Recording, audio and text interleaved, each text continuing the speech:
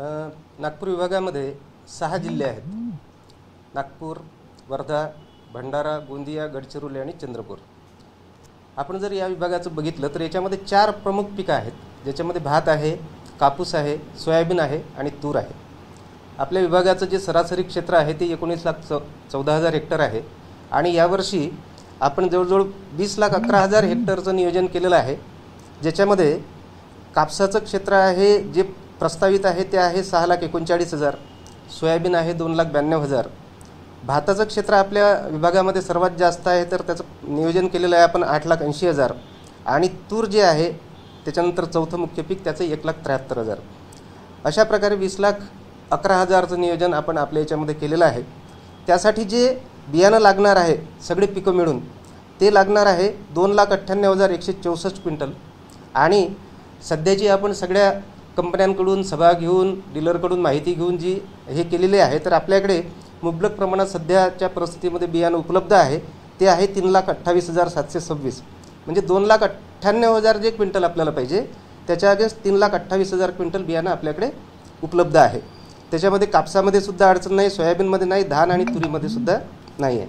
दुसरं जे आपल्याला खताचं नियोजन याच्यामध्ये सगळ्यात महत्त्वाचं असते तर त्याच्यामध्ये आता पूर्ण आपल्या विभागामध्ये जे मुख्य खतं आहेत त्याच्यात युरिया, DAP, MOP, SSP आणि संयुक्त खतं. तर याच्यामध्ये एकूण 6,71,927 मेट्रिक टनाचं अलोकेशन आपल्या विभागाला केंद्र शासनाकडून प्राप्त झालेला आहे. आणि जो मागच्या वर्षीचा 1 एप्रिलपर्यंतचा शिल्लक साठा होता विक्री होऊन तो आपल्याकडे आत्ताच 2,57,000 मेट्रिक टन उपलब्ध आहे. आणि 1 एप्रिलपासून आतापर्यंतचा जर पुरवठा आपण पाहिला तर तो 57,261 आहे. म्हणजे आजच्या स्टेजमध्ये आपल्या विभागामध्ये एकूण 3,14,661 म्हणजे जवळजवळ जे पूर्ण सप्टेंबरपर्यंतचं प्लॅनिंग आहे त्याच्या 47% खतसाठा सध्या उपलब्ध आहे. त्याच्यामुळे या खरीप हंगामाच्या पेरणीच्या वेळी कुठल्याही प्रकारचा खताची सुद्धा अडचण आपल्या याच्यामध्ये भासणार नाही. थोडंफार खताच्या प्रकारामध्ये फरक पडू शकते, म्हणजे कोणाला फक्त युरियाच पाहिजे, DAPच पाहिजे म्हटलं, परंतु त्याला अनुषंगिक इतर जे खतं आहे ते पूर्णपणे उपलब्ध आहे. याच्यामध्ये जर आपण बघितलं तर युरिया जवळजवळ 1,02,800 मेट्रिक टन उपलब्ध आहे, DAP 13,900 उपलब्ध आहे, त्याच्यानंतर MOP 5,500 आहे, SSP 98,000 आहे आणि संयुक्त खतं जे आहे ते 93,000 आहे. त्यामुळे खताच्या बाबतीत सुद्धा सद्यस्थितीत आपल्या विभागामध्ये कुठेही अडचण नाही. आणि जे बियाणं खतं शेतकऱ्यांना चांगल्या प्रकारे पुरवठा होण्याच्या दृष्टिकोनातून ज्या काही गोष्टी आपण करायच्या असतात त्याच्यानुसार आपण पूर्ण विभागामध्ये भरारी पथकं स्थापन केलेले आहे. जिल्हा स्तरावर आहे, तालुका स्तरावर आहे आणि आमच्या विभाग स्तरावर सुद्धा आहे. आणि शेतकऱ्यांसाठी आपण एक स्पेशल व्हॉट्सअप नंबर जो आहे तक्रार करण्यासाठी जर असं कुठे काही आढळलं तर त्याच्यासाठी तो सुद्धा दिलेला आहे. आतापर्यंत आपल्या विभागामध्ये जे अनधिकृत बियाणं आहे ज्याला आपण STBT म्हणतो त्याच्या बाबतीत 2 FIR दाखल झालेले आहे आणि 43 लाखाचं बियाणं आपण जप्त केलेलं आहे. त्याचप्रमाणे एका ठिकाणी आपल्याला अनधिकृतपणे विक्री होताना खत विक्री करताना दिसलं तर त्याच्यावर सुद्धा 2 कारवाया झाल्या आणि 53 लाखाचं मटेरियल जे आहे ते जप्त करण्यात आलं.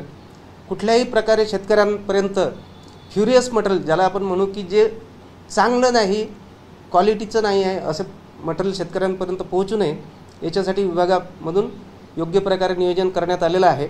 आणि जे काही आपल्याकडे STBT येतो तो येतो इतर राज्यातून आणि इतर राज्यातून येताना त्या ज्या आपल्या सीमा आहे 2 राज्याच्या तिथे जे नाके आहे तिथेच त्याची तपासणी व्हावी या दृष्टिकोनातून पोलीस विभागाला सुद्धा कळवण्यात आलेलं आहे आणि त्यांचं सुद्धा सहकार्य याच्यामध्ये मिळत आहे. आणि त्यासोबतच जे काही इतर माध्यमाने बियाणं येतं आहे त्याच्यावर सुद्धा वेगवेगळ्या पद्धतीने आम्ही वाच ठेवण्याचा प्रयत्न करतो आहे आणि अशा प्रकारचं कुठेही आढळलं तर त्यावर निश्चित कार्यवाही केली जाईल.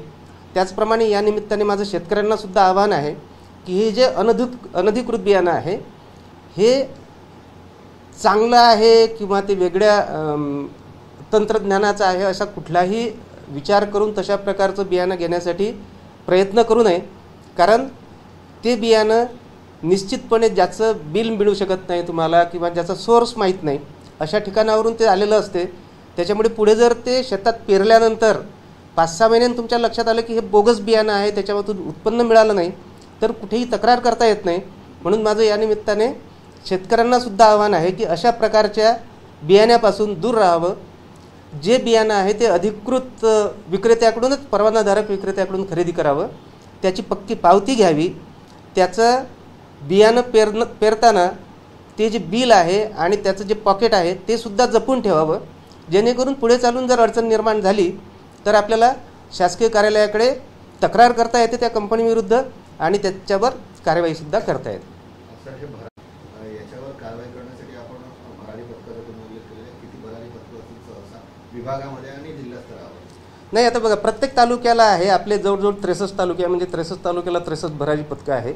जिल्हा स्तरावर 6 जिल्हे आहेत आपले, 6 भरारी पथकं त्याचे आहे आणि एक विभाग स्तरावर सुद्धा भरारी पथक आहे. अशा प्रकारे प्रत्येक लेव्हलला आपण भरारी पथकाची स्थापना केलेली आहे. पावसासंदर्भात काही सूचना आहेत का? कारण आता सध्या अवकाळी पाऊस येतोय आणि मूळ जो पाऊस लागतो पेरणीसाठी, त्या पेरणी संदर्भात सध्या काही सूचना देण्यात आलेल्या आहेत? सूचना म्हणण्यापेक्षा याच्या बाबतीत मेट्रोलॉजिकल जे डिपार्टमेंट आहे आपलं, हवामानशास्त्र विभाग, त्यांनी सध्या एक अंदाज व्यक्त केलेला आहे की आपल्या विभागामध्ये यावर्षी नॉर्मल पाऊस आहे, नॉर्मलपेक्षा सुद्धा थोडासा जास्त पाऊस आहे, अशा प्रकारचं त्यांचं प्रेडिक्शन आहे. कारण सध्या हा जो तो अवकाळी पाऊस आहे, मधात मान्सून आला आणि जर त्यांनी मधात ब्रेक घेतला तर अशा वेळी दुबार पेरणीचं संकट शेतकऱ्यांमध्ये येऊ शकतं. बिलकुल बरोबर. हा अवकाळी पाऊस आहे. या पावसामध्ये पेरणी करण्याचा तर प्रश्नच येत नाही. परंतु जो आपल्याकडे नेहमी नॉर्मल मान्सून येतो तो 7 जूनपासून येतो आणि त्याची खरी सुरुवात ती आहे, जर आपण पाठीमागचे 2-3 वर्षाचं बघितलं तर 12 ते 15 जूनच्या दरम्यान सुरू होतो. आणि त्याच्यानंतर आपण शेतकऱ्यांना वेगवेगळ्या प्रकारे सूचना देतच असतो, आपल्या माध्यमातून असो, वर्तमानपत्रातून असो, सोशल मीडियामधून असो, की 100 मिलीमीटर पाऊस झाल्याशिवाय शेतकऱ्यांनी पेरणी करू नये. पेरणीची पिरियड जो आहे तो आपला प्रत्येक पिकासाठी बराच पुढचा आहे. 15 जुलैपर्यंत आपल्याला पेरणी करता येते. त्याच्यामुळे कुठल्याही शेतकऱ्यांनी अशा अवकाळी पावसाच्या ह्याच्यामध्ये तर नाहीच, परंतु मान्सूनचा पाऊस सुरू झाल्यानंतर सुद्धा चांगला पाऊस झाल्याशिवाय पेरणी करू नये, असं सुद्धा मी यावेळी सांगेन.